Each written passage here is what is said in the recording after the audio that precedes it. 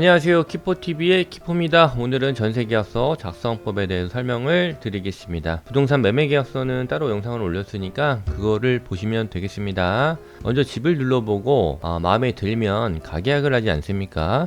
가계약을 할 때 보통 문자와 가계약금을 보내게 됩니다. 그럼 여기서 문자에 들어가야 되는 꼭 중요한 내용에 대해서 알아보도록 하겠습니다. 이 5가지입니다. 물건 주소 들어가야 되겠죠. 얼마의 전세 계약을 할 거냐 금액 적어야 됩니다. 그거에 10% 정도 계약금을 하겠죠. 3가지가 꼭 들어가야 되고요. 밑에 2가지도 잔금일, 그 다음에 기타 현시설 및 권리 상태에서 계약하기로 한다. 요 5가지 내용을 부동산 사장님이 보내주시는 거겠죠. 그래서 부동산 사장님한테 요 5가지 내용을 미리 부탁을 해서 내용이 꼭 들어가게끔 문자를 보내주세요 라고 얘기를 하시면 되겠습니다. 그래서 부동산 사장님이 그러면 위 계약 내용에 동의하면 임대인, 임차인 모두 동의합니다. 문자에 보내주세요 라고 합니다. 그래서 동의합니다 라고 서로 보내면 실제로 가약을 취소하게 되면 500만원 그러니까 가계약금만 취소되는 게 아니고 계약금 3,500만원을 배액배상을 해야 됩니다. 알겠죠? 그래서 동일한 효력을 가지기 때문에 이 가계약 문자도 잘 알고 계시면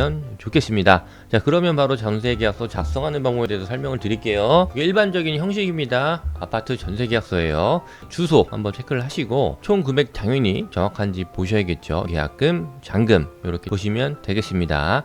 그리고 특히 전세계약서는 날짜가 중요해요. 잔금 날짜가 보통 기준이 됩니다. 2016년 2월 26일이죠. 그럼 여기서 보통 2년 사시잖아요. 그럼 2년이 2016년 2월 26일에서 2018년 2월 26일이 아니에요. 그럼 2년 1일 사는 거예요. 2년 1일. 보시면 하루가 빠졌죠. 26일이면 2년 후인 25일로 보통은 작성을 합니다. 근데 사실은 중개사무소에 하시는 분들이 이렇게까지 디테일하게 2년 안 하시는 분도 있어요. 25일로 하시는 분도 있고 26일로 작성하는 분도 있습니다. 그래서 이날이 나가는 날이에요. 그러니까 이날 본인이 나가는 날이기 때문에 요 기준일을 정확하게 좀 체크를 하셔야 되겠습니다. 그래서 나중에 집을 사거나 아니면 전세를 이동을 할 때 정확하게 내가 돈을 받아서 나가야 되잖아요. 그래서 그 날짜를 계약하는 날을 항상 이날로 기준을 해야 되기 때문에 무엇보다도 요 기준일 관련해 가지고는 정확하게 체크하셔서 문제없는 계약 작성하시기 바라겠습니다. 자, 그 다음에 특약사항은 바로 뒤에 설명을 드리겠습니다. 그다음에 작성을 체크를 한번 해보시고요. 요 관련된 인적사항의 오타를 확인하세요. 사장님께서 이렇게 컴퓨터로 치시다 보니까 주소라든지 주민번호 이런 거를 하나 두 개씩 좀 틀리시더라고요. 그래서 이런 내용을 틀린지 없는지 정확하게 확인을 하시기 바라겠습니다. 그리고 마지막에 도장이에요. 서명도 가능합니다. 둘 중에 아무거나 해도 상관이 없습니다. 서명도 문제 없어요. 그 다음 중요한 특약에 대해서 설명을 드릴게요.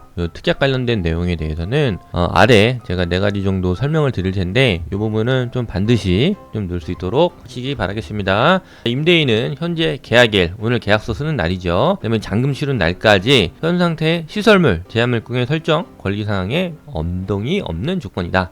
변동이 없는 조건입니다. 첫 번째로 시설물은 말 그대로 현재 상태를 말씀드리는 거예요. 제한물건이라는 거는 뭐 질권이라든지 전세권 등 각종 권리들이 있어요. 이런 것들은 하지 않겠다. 특히 권리사항 같은 경우는 뭐 저당권 설정 같은 거 이것도 뭐 동일한 내용이긴 한데 둘 다 지금 현재 조건에서 대출을 추가적으로 더 받지 않는 조건이다. 이런 내용이기 때문에 기본 포맷이긴 한데 요 3가지가 혹시라도 안 들어가 있으면 꼭 좀 추가를 하시기 바라겠고요. 그리고 특약사항 같은 데다가 반드시 집주인의 은행 계좌하고 이름을 연결 하세요. 보시면은 이렇게 제가 은행에다가 날짜, 집주인 이름 이렇게 좀 연결을 하시면 이 계좌로만 계약금하고 잔금을 보내세요. 그러면 굳이 영수증을 안 받아도 이게 법적인 근거가 명확하기 때문에 반드시 특약사항에다가 적고 이 계좌로만 보내시기 바라겠습니다. 첫 번째입니다. 파손된 부분을 적으세요. 싱크대가 파손이 돼 있거나 베란다의 건조대가 파손이 돼 있거나 이런 내용들을 전세계약서는 반드시 특약사항에다가 적어놔야 됩니다. 그래야 나중에 집주인이 딴 얘기를 안 합니다. 2년이 지나고 나서